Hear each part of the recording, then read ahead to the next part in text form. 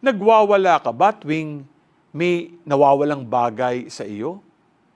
Ngayon ay pinagdiriwang natin ang paggunita kay San Antonio de Padua, patron ng mga nawawalang bagay. Patron din na nagwawala at nawawala dahil sa kasalanan.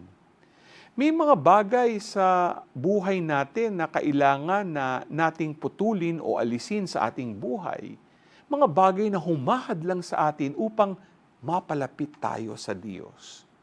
Sana tuwing unti-unti nating nawawala ang ating pagkakahilig sa paggawa ng mga paborito nating kasalanan, ay mahanap at makita natin si Jesus at maging tapat sa Diyos.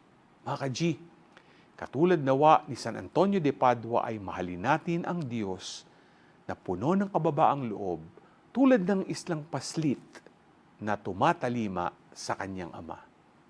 G ka ba?